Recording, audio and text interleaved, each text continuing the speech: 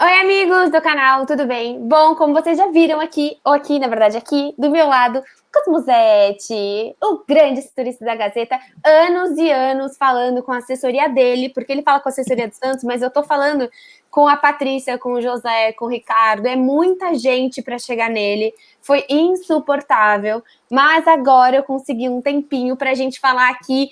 Nada do Santos, a gente vai falar de ovo de Isso. codorna, de macacos, de cachorros do mato, das suas férias, Isso. porque é o que as pessoas querem saber, não é, Lucas? Muito Exatamente, obrigada por exatamente. estar aqui. Obrigado, Bel. Tava te devendo isso faz tempo. Tava Como a mesmo. gente, como a gente combinou com a nossa assessoria, 3 minutinhos de entrevista só, tá? Só Tá bom? aqueles Só, assuntos só que aquele, você me mandou antes, né? aqueles Tá. temas que a gente combinou, por favor, tá? Não fuja do nosso A script. gente começa pela vacina, depois a gente vai por quem você Isso. votou na última. Ah, beleza, Exatamente. não, perfeito. Exatamente. Aí termina com a alimentação dos cachorros do mato. No litoral de São Paulo. Acho um tema legal. Eu acho importante também. Tá bom. Bom, nada disso, vamos falar infelizmente sobre Santos. Vamos estragar aí as férias de Musete para falar sobre Santos. A esposa dele, Gabriela Brino, quase não deixou essa entrevista acontecer porque a gente romperia, né? Esse momento aí, os seus dias aí sem ver Santos, sem apurar, mas eu tenho certeza que ele está com um pouquinho de saudades e vamos então falar sobre esse time de Olan que realmente vem impressionando em questões táticas, em questões de treino, também nas performances. Dentro do elenco do Santos, a gente vai falar um pouquinho o que o Lucas acha que está faltando, o que o Lucas acha que está sobrando nesse elenco, passando pelas áreas. Então, bom, o canal é todo seu e você pode falar o que você quiser sobre o time do Santos, o que você acha, que você não acha. Você tem todo o microfone para você. Se quiser começar de trás para frente, de frente para trás, o que você quiser. Maravilhoso. Então, Bel, a gente estava até conversando antes, acho que você fez um vídeo levantando um pouco sobre esse tema já no seu canal, que o Roland ele está fazendo um laboratório de verdade. Assim. O laboratório é um jargão do futebol que todo mundo usa, todo técnico quando chega está fazendo um laboratório. Se colocar no Google Laboratório Santos, Gazeta, ou Globo Esporte ou UOL, você vai achar várias Você matérias. vai das Mas matérias eu suas. cubro o Santos, minhas também. E eu cubro o Santos há muito tempo e eu acho que é o primeiro laboratório de fato que eu vejo. Porque, assim, uma coisa é você chamar todos os jogadores do Sub-23 ou do Sub-20, colocar no teu treino, falar, observei todo mundo, agora volta para lá, para outro horário. O Roland, ele treinou com 60 pessoas. O treino chegou a durar 4 horas. Começar 9 da manhã e até 1 da tarde. Ele não consegue ver tudo, ele divide nos dois campos, faz reduzidos, 11 contra 11, você multiplica isso, tem um monte de jogo rolando ao mesmo tempo. Só que de fato observa. Tanto é que no primeiro treino, que ele colocou 60 em campo, ele mandou o Santos não emprestar o Alexandre Tan e o Lucas Venuto, que tinham voltado. Quer dizer que ele viu os dois no treino. Não foi tipo, o Kleber Reis chegou, treinou, certamente não agradou e continuou no limbo dele, treinando separado. O Rodrigão também. Mas o Tan e o Venuto foram sinais de que o Rola está olhando de fato os treinos, mesmo dos jogadores que a princípio ele não esperava. Então ele chega, coloca Thailson, coloca Arthur Gomes, vê o Palha e aí depois decide emprestar. Esses outros jogadores ele observa de perto e fala: não libera que eu quero mais tempo. Alguns já foram até inscritos no Paulista. Não sei se o Tan ou se o Venuto, por exemplo, vão ser reforços durante a temporada, mas já é um sinal de que o cara está olhando de perto. E assim, 10, 15 jogadores do Sub-23 treinando com ele com frequência. Ele escreveu o Vitoriano, ele escreveu o Lucas Barbosa, ele escreveu o Felipe Carvalho, ele escreveu o Donizete. São jogadores que estavam ali sem nenhuma aspiração profissional há anos. Para não falar mais tempo ainda. Assim, eles chegaram no Santos, então desde que chegaram no Sub-23, jogando no máximo um campeonato brasileiro de aspirantes, uma vez por semana, e agora nem isso. Imagina, chega no teu WhatsApp e você vai treinar com o Roland amanhã. Os caras vão comer a grama. E, de fato, quando sobe um Tan, um Venuto, quando é inscrito, você chama todos os outros que estavam nesse limbo para falar, você pode. Então, você gera uma competitividade entre os que não estavam inscritos e também nos que estão lá agora. Porque, sei lá, o Marinho e o Soteldo achavam que eles eram o dono da posição das pontas. Hoje você tem Lucas Braga, tem Ângelo, tem Renier, tem o próprio Tan, tem o Venuto, tem o Matson, que entrou de ponta e fez a jogada do terceiro gol contra o São Lourenço. Olha o que ele já gerou no elenco em poucos dias. Então é de fato um laboratório como eu nunca tinha visto. Certeza que ele conhece todo mundo pelo nome, sabe posição, tem ajuda na análise dele. E de fato está todo mundo muito empolgado porque pode ter chance logo mais, do nada, assim, tipo, você vai treinar amanhã. E sobre as saídas, né? O que você acha delas? O que a gente consegue entender do Olan quando você mesmo comentou? Thailson, Arthur Gomes, o Wagner Leonardo. O que você enxerga? Sabino, que saiu essa semana. o que se enxerga do Olan pelas saídas primeiro? Eu acho que tem 2 pontos assim principais. Um deles, claro, é a análise de desempenho, não só nos treinos, mas o histórico. Ele leva muito em consideração. Então, o Sabino é um zagueiro um pouco mais lento. Se para jogar numa linha alta, perto do meio de campo, é mais fácil ter um zagueiro como o Kaique ou o Lopérez do que um Sabino. Se tu pegar o histórico do Sabino no clube, tem questão de peso, que ele já chegou acima do peso. Ele tem destaque no Curitiba, mas até que ponto o destaque é pelo número de gols ou pelo desempenho em campo? Como é que jogava o Curitiba? Era um time que foi rebaixado e tu estava sempre se defendendo. O Santos vai jogar sempre atacando. Será que o Sabino, depois de 2 anos só se defendendo, tem como apoiar? Então tem esse contexto todo. E o segundo é ouvir o clube, que isso é fundamental. Às vezes os técnicos chegam e tomam decisões porque eles querem ponto. O Roland tinha o contexto do clube para o Sabino. O Sabino jogou, fez gol, teve chance. Talvez, se não fosse o salário dele, o contrato, todo o problema com o empresário, ele teria ficado. Mas o Roland ouve a diretoria e fala, putz, se o Sabino ficar, Roland, a gente tem problema para renovar com o Caio, renovar com o Sandri, renovar com o Braga, porque a gente subiu o sarrafo para 200 mil para todo mundo. O Sabino é indispensável para você? Imagino que a resposta tenha sido não. E aí ele fala, tá bom, então vamos liberar porque vai gerar outros problemas. O Wagner Leonardo, ele vinha sendo lateral esquerdo. Quando o Roland foi observar no estádio os 2 jogos com o Marcelo Fernandes, o Palha foi lateral esquerdo. O Palha conversou com o Roland e falou, Roland, não quero ser lateral esquerdo, eu sou zagueiro. O Roland virou para ele e falou, mas a gente já tem muito zagueiro. Como zagueiro você não vai jogar. O que você prefere? Ser meu lateral esquerdo reserva ou ser emprestado? Não, quero ser emprestado. Então tá bom, vai ser feliz. Foi emprestado. Então existe essa análise prévia do que vê nos treinos, mas existe também o contexto. Então ele conversa, ele quer saber. O Thailson e o Arthur Gomes são jogadores que quando ele chegou, mais do que técnica, estavam sem confiança nenhuma e odiados pela torcida. Então vamos tentar você em uma nova posição? Treina como titular, escala, né, com a orientação do Marcelo Fernandes, o Thailson de meia e o Arthur Gomes de centroavante. Eles não conseguem jogar bem, assim como não vinham jogando nas pontas, ocupam posição de outros jogadores, como o Tan e o Venuto, e fala, beleza, vamos emprestar. Mas eles tiveram chance. Se naquele jogo contra a Ferroviária os caras tivessem ido bem, eles teriam ficado. Então acredito que exista um contexto para essa tomada de decisão. Análise de desempenho, não só dos treinos atuais, porque uma semana de treino é difícil, mas análise prévia, como eu te falei do Sabino, e essa conversa, esse jogo limpo. Então, sabe, com o Sabino, por exemplo, mesmo que não tivesse a questão do contrato, tem o Luan Pérez e o Alex na frente dele. O Roland conversaria e falaria, pô, tem 2 zagueiros canhotos na sua frente, você vai jogar pouco, será que não é melhor você ser emprestado?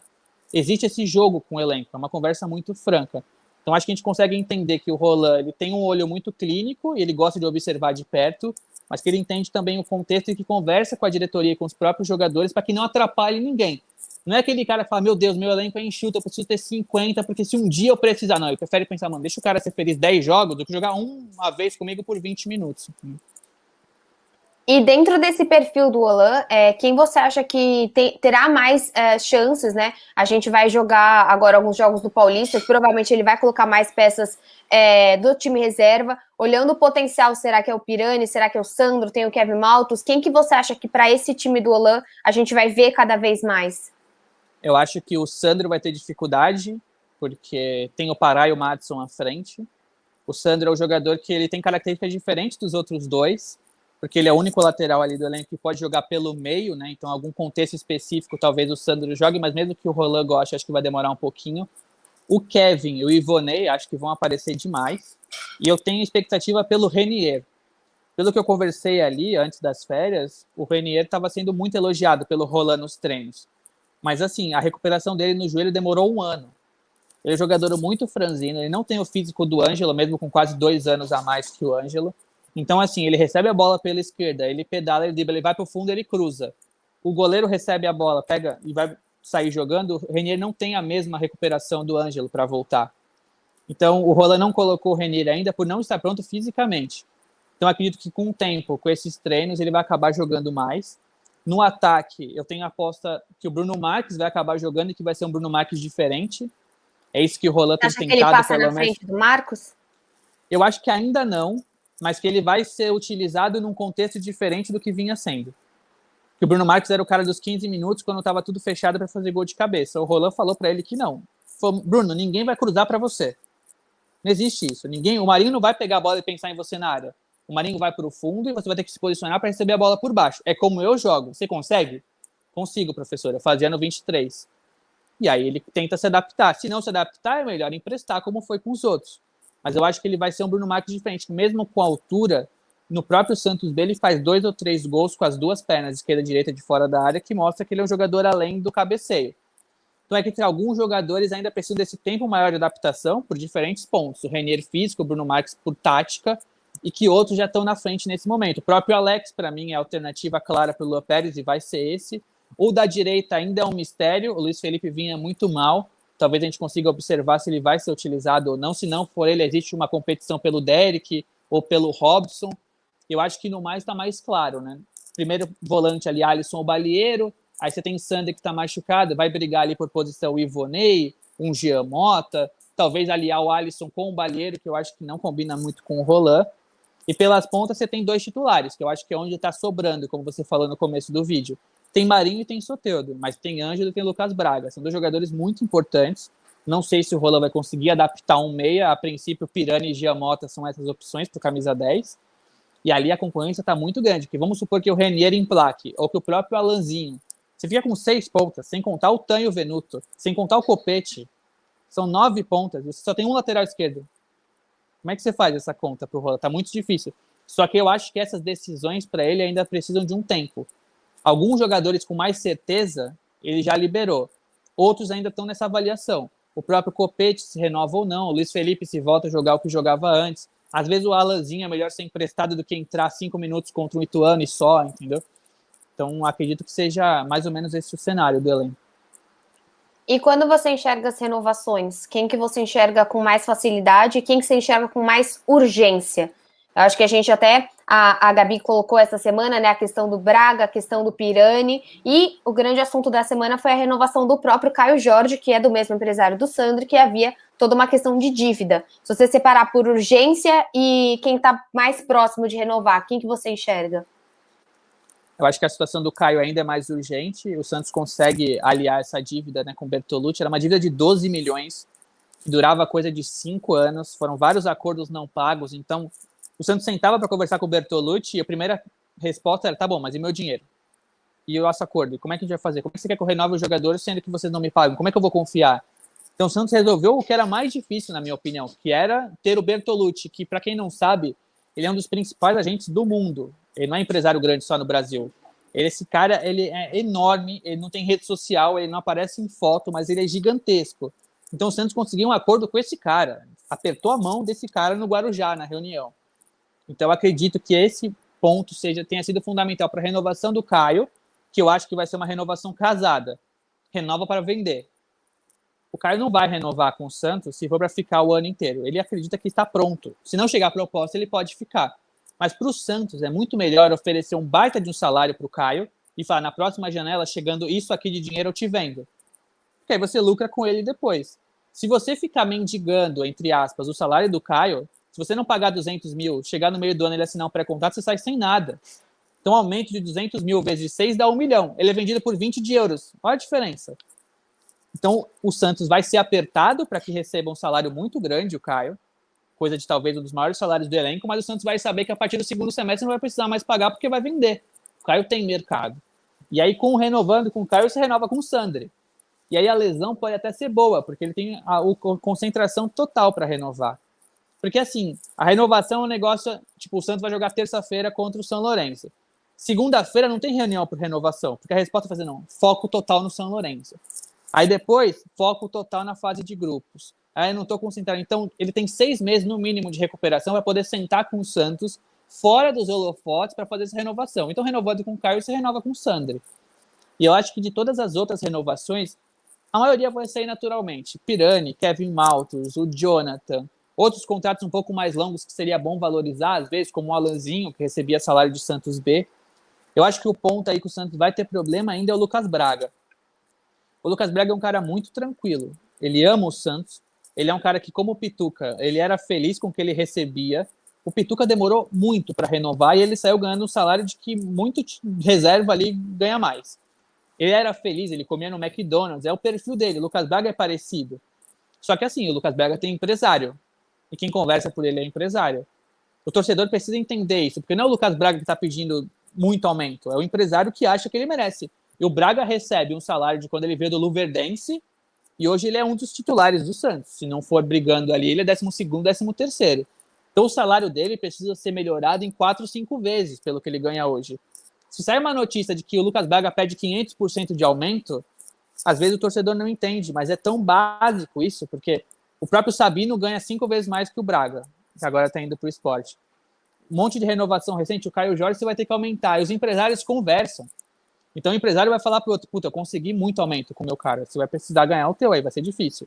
Então essa do Braga eu acho que vai demorar porque a discrepância é muito grande. Quando a diferença é grande, dói mais. Na hora de aprovar no comitê de gestão da vida, você sai de X para 5X do nada. Tua folha aumenta gradativamente muito rápido. Então acho que essa vai demorar. Vai ser Caio Jorge e Sandri numa tacada só, se der tudo certo. As outras menores, entre aspas, vão saindo naturalmente porque esses caras precisam jogar. O exemplo do Derek, para mim, foi muito claro. O Derek não foi inscrito no Paulista até renovar. Renovou, está inscrito. Então os jogadores sabem que se der problema na renovação, o Pirani da vida, imagina, dá problema, vira novela e tá fora do time. O Roland vai conversar com a diretoria, eles já sabem disso. Então eu acredito que essas vão sair. A do Braga, que eu acho que vai virar uma novela se o Santos não valorizar o Braga como merece. E não tô falando nada de um baita de um aumento, tô falando de entrar numa base ali de titular ou quase titular. Esse problema ainda vai demorar porque a diferença é grande. Como a gestão tá tentando diminuir o salário, aumentar tanto assim, talvez gere algum problema lá dentro. É que eu acho que por muito tempo o Santos ficou sem teto, né? Tiveram salários como o do Brian, como o do Cueva, que destruíam o outro elenco para você conseguir administrar qualquer renovação. E como que você enxerga o Sanches, né? Porque nesse momento acaba sendo um jogador de 36, acho que ele tem 36, 37 anos, 36. Acredito que receba um dos maiores salários do elenco, não está jogando tem tempo, não sabemos se ele vai voltar a jogar, não sabemos nem se o perfil dele condiz também com esse futebol do Holan. Eu acho que acaba sendo uma renovação complicada também, porque o Santos busca diminuir valores, né? Então, a renovação do Sanches me parece que é uma questão mais de mexer na forma como o Sanches ganha o salário hoje. Os jogadores de fora geralmente recebem direito de imagem. O direito de imagem é uma forma do jogador pagar menos imposto. Então, não tem tanta mexida cambial. Eles recebem geralmente 60% na CLT, que a CLT come bastante, né, o bruto e o líquido. O direito de imagem é como se fosse uma prestação de serviço, uma nota fiscal, como se fosse um PJ separado. Então, ele recebe o desconto da CLT e PJ recebe quase que à vista, tudo.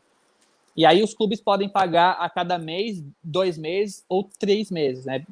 E isso gera problema, porque o clube consegue gerar a CLT e as imagens precisa pedir a nota fiscal. E como eu posso pagar em 3 meses? Fica protelando, isso demora demais. E no caso do Sanches, ele recebe em dólar a questão da CLT. Então o salário dele é alto, é um dos mais altos do elenco. Acho que ele só perde para o Soteldo hoje. E o Santos, eu imagino, pelo que eu ouvi, que queira mudar o contrato dele. Além de diminuir o valor total somando CLT e a imagem, que vire tudo CLT, que é um caminho que essa gestão do Rueda está tomando. A renovação do Frazão, por exemplo, saiu de PJ para CLT. O clube tem mais em mão o salário, roda mais a folha salarial, vai tudo de uma vez, não gera problema, se não sai a nota, é uma merda, enfim. Então, acho que nessa questão do Sanches, o Santos vai ter que diminuir, ou pelo menos tentar diminuir a base salarial e mudar a forma que o Sanches recebe. Então, são muitas variáveis. Você mexe no teu salário, mexe na variação do dólar e mexe na forma que você recebe, a questão dos tributos. Então, o salário não vai mexer só na base, ele mexe com o imposto também. O Sanches, eu acredito que se o Santos oferecer um contrato longo, coisa de 2 anos, que é o que a Gabi publicou no UOL, pelo que eu li, né, que é um contrato de 1 ano com prorrogação por mais um projeto para que ele se aposente no Santos, que talvez fique em Santos, que cuide da base, ou que vire um gerente, porque ele tem esse perfil, todo mundo adora ele, talvez ele fique. Deu uma assistência para todo mundo que lesione o joelho? Então, que ele fez com o Sandri, maravilhoso, maravilhoso. E eu acredito que esse seja o caminho. O Santos, se ele abaixar muito, a primeira proposta foi muito abaixo, coisa de metade, assim, não dá. Se o Santos chegar mais ou menos próximo e oferecer um projeto para ele, coisa assim, tipo, eu não sei se você vai voltar bem, né? Você é fundamental para mim do jeito que você voltar, eu preciso de você, você precisa ficar aqui. Porque assim, se o Santos alegar, pô, Santos, você estava mal antes da lesão, não sei como você vai voltar, você tem idade, aí já era. Você tira o cara do teu jogo, você não consegue. Ele é importante, ele tem a história dele.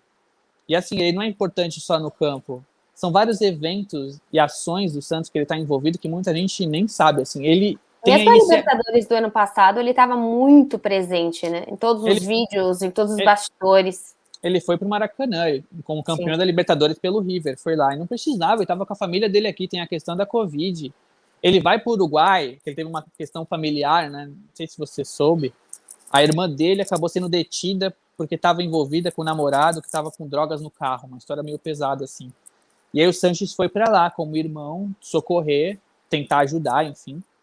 E não conseguiu voltar. Os casos de Covid aumentaram e não tinha voo. O Sanches convidou o fisioterapeuta da seleção uruguaia para fazer o tratamento dele. O Sanches, em 5 meses, com 36 anos, está treinando com bola. A expectativa é que com 6 meses e um dia ele esteja liberado, porque o tendão precisa de 6 meses, né? Os médicos dizem. Mas com 5 meses ele tá com rolando no campo. Então, tipo, ele não foi pro Uruguai passar férias. Um cara com essa idade, com o contrato que ele tem, ele poderia ficar com a família de boa. Imagina a fisioterapia de joelho, a chatice que deve ser horrível a dor. Então, tipo, o cara volta e dá exemplo para quem tá lesionado. Tipo, eu fui pro Uruguai, tratei com o meu fisioterapeuta, que certamente gastou um dinheiro grande, para voltar bem. Tipo, o Longini demorou 1 ano para treinar com bola. O Renier foi 11 meses. O Sanches, com a idade dele, tem 5 meses. Imagina que esse cara se esforçou. Ele chega mais cedo, ele sai mais tarde, ele vai na casa do Santos, ele tá em todas as ações do Muito Além do Futebol, lá que a Isabel Lucchesi cuida no Santos.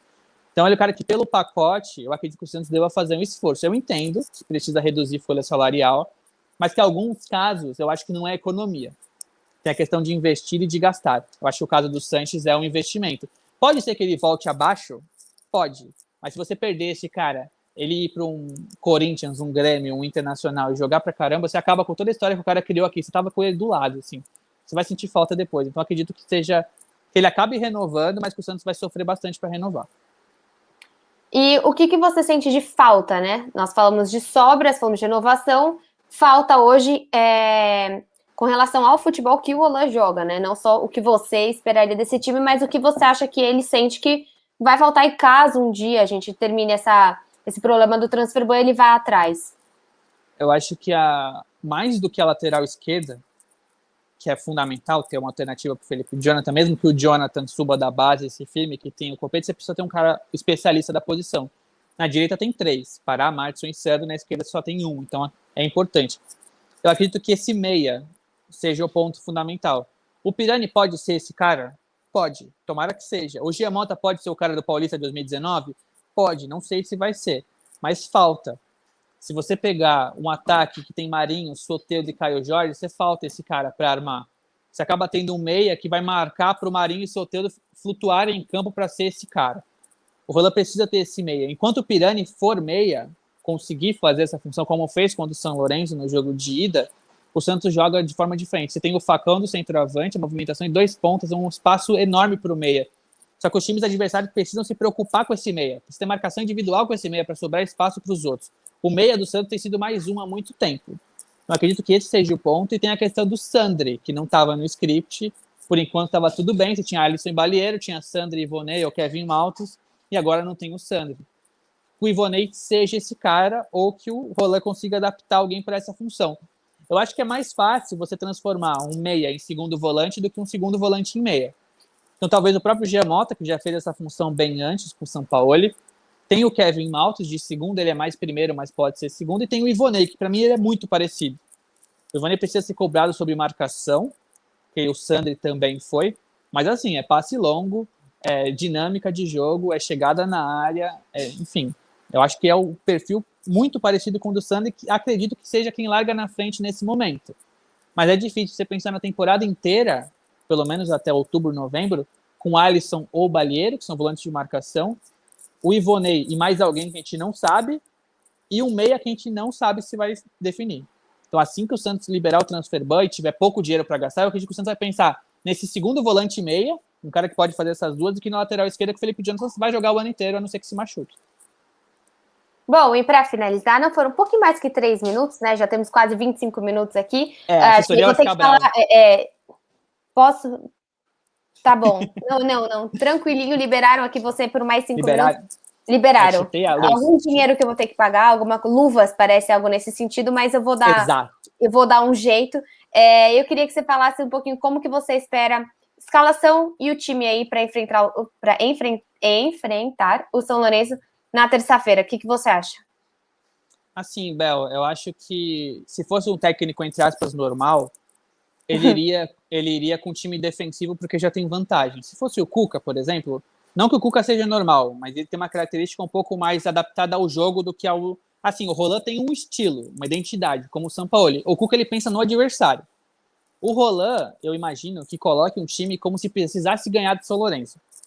Estando em casa, voltando para a Vila, percebendo as deficiências do São Lourenço. O Cuca, eu imagino que colocaria Alisson, Balieiro e Jean Mota. O Roland, eu acredito que vá com Alisson, Ivonei e o Pirani. Ah, mas o Ivonei e o Pirani não tem sequência, o Ivonei não joga, não sei o que lá. Mas é o estilo, é questão de esquema. O Roland vê esse jogo como uma oportunidade de afirmar um estilo, um esquema, uma sequência. O Roland não vai quebrar esse estilo colocando um Alisson e um Balieiro em casa. Pelo menos é o que eu acredito. E se o Balieiro entrar, vai ser o Balieiro atacando e vai ser os dois laterais subindo. Não vai ser o Pará e o Felipe Jonathan ficando. Eu acredito que esse é o estilo do Roland, que não vai perder essa oportunidade em casa de ganhar de novo do São Lourenço. Apertou, põe o Balieiro, põe outro zagueiro. Então acredito que o Santos vai jogar com João Paulo, Pará, Kaique, Lua Pérez e Felipe Jonathan, Alisson, Ivonei e o Pirani, Marinho, Soteldo e o Caio Jorge. Assim, o Marcos Leonardo ele tem tido uma sequência boa de jogos. Pensando nessa meritocracia no futebol que nunca existe, talvez o normal seria o Caio Jorge entrar no segundo tempo. Mas assim, o Caio é o Caio. Ele é um cara que está se preparando há muito tempo. Assim como o Marinho volta como titular, o Caio pode cobrar o Roland que volte também. A questão do Soteldo era uma questão de falta de treino. O Caio não está destreinado, talvez sem ritmo, mas é o Caio. O Marcos não fez o suficiente para ser titular absoluto da posição. Então acredito que volte o Caio, mesmo que o Marcos Leonardo tenha entrado bem. Talvez durante o jogo entre o Marcos, porque o Caio está um tempinho sem jogar. Mas acredito que seja isso. E assim a gente começa a pensar no Santos, que tem o Lucas Braga para a esquerda, o Ângelo para a direita, o Marcos Leonardo ou o Bruno Marques para centroavante e o Jean Mota para meia. Está falando de 4 ou 5 substituições que o Santos não tinha até pouco tempo atrás.